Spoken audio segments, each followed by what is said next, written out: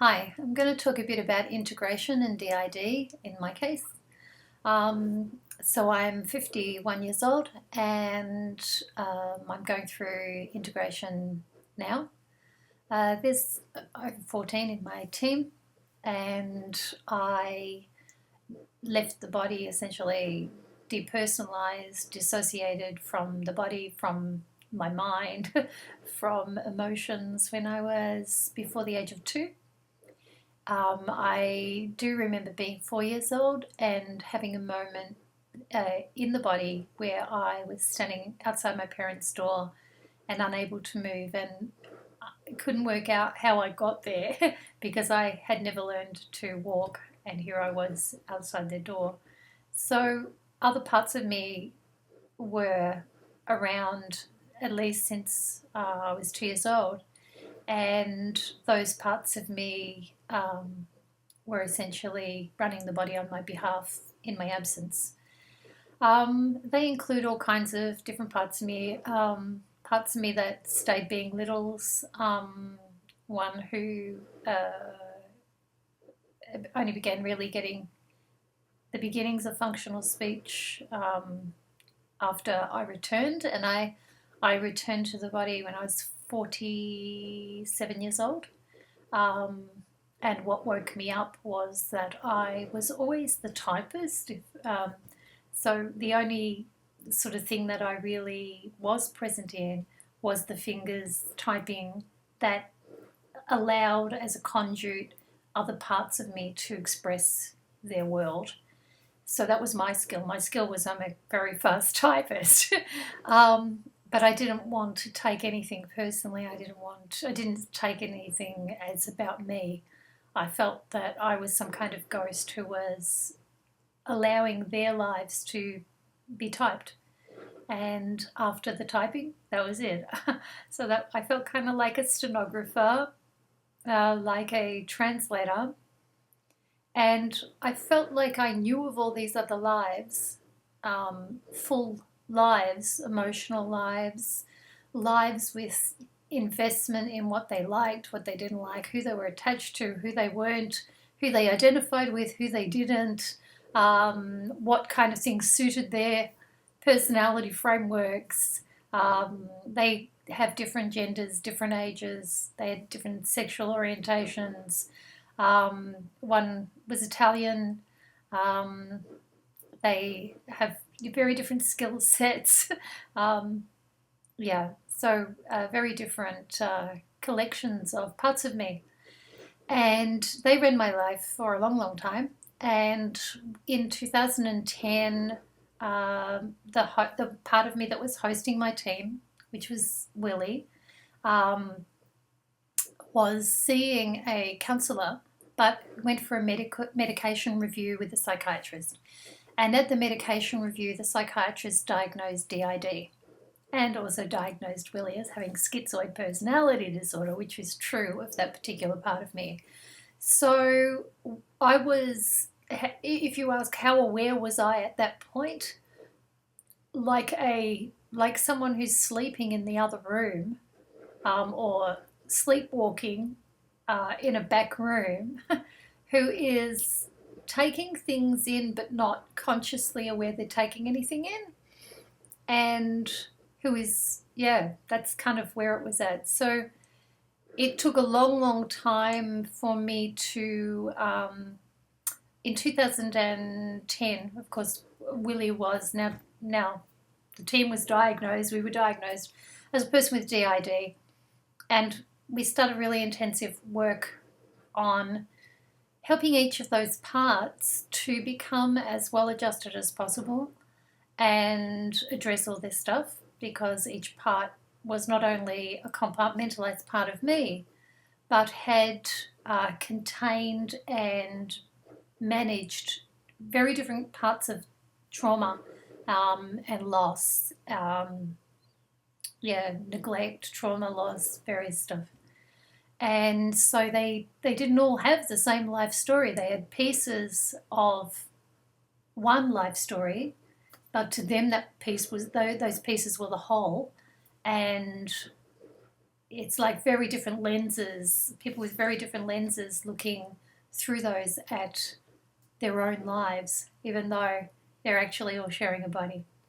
So, as being their typist, and I'm typing out their lives throughout this process, I started to shake, I started to cry, and I thought, oh my, I'm actually not a ghost.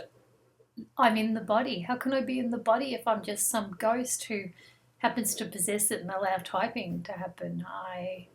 I guess that's how deep the sense of avoidance of my own life was, and the sense of denial of my own existence and my own mind and my own emotions. How unsafe it was to have a body, to have a mind, to have emotions, and how long it took to be ready to wake up, I guess, and what it took to wake up. So once I began to wake up, I started to say, what is this and how did this happen? And I thought, my alters thought that I was a minor alter and that they were much more important alters than me, because I had basically never really done much at all except a bit of typing. And I therefore saw to myself as very insignificant. And I soon realised that I had abilities that they didn't have. So I became, yes, I was always the conduit, the channel through which they could all type. But I seemed to become the fruit bowl and they were all the fruit. So I became this one who was able to connect everybody up and help them to negotiate stuff with each other. And it was very, very different to having a host. So Willie would, kind of shove people into line, but being an alter that was taking charge like a protector. And I wasn't like this. I was like a house parent to all these different parts of me, but it was like I'd been absent and I had to handle the responsibility of having saved my own butt by making myself absent. And after, let me see, well, I guess it's been 5 years now of me being present, learning how to reuse the body, learning to get into my voice. Because at first I had such a bad stammer and a lot of selective mutism on top of that. I thought, oh no, I can't speak. But I did progressively become able to do that, which was with the help of at least two of the alters prompting and basically giving me my own lines of what I wanted to say, and so I could follow it. Eventually, by the end of about a year, I was able to speak as fluently as anyone in my team. I kept splitting, kept associating. It was very, very hard to stay in the body because it was my skill. My skill was leave the body, leave the mind, leave the emotions. So for a long time, yes, I was the fruit bowl, but I was a fruit bowl who kept wandering off. And luckily, my team really was glad to have someone running the ship. All these parts of me were very glad that there was someone finally here to take charge, but not as an alter, but as where they had come from. And yeah, so that was really humbling to have these parts of me that had run my life and yet forgave me for absenting my life. It took a lot longer to, first of all, give them the lives that they each needed and help them to understand each other, to really gain respect and kindness and pride in each other, helping them to form strong connections with different parts of the team. I guess like sisterhoods, twinships, cousinhood sort of stuff within the team, instead of feeling completely unrelated. Well, a lot of them were so unrelated.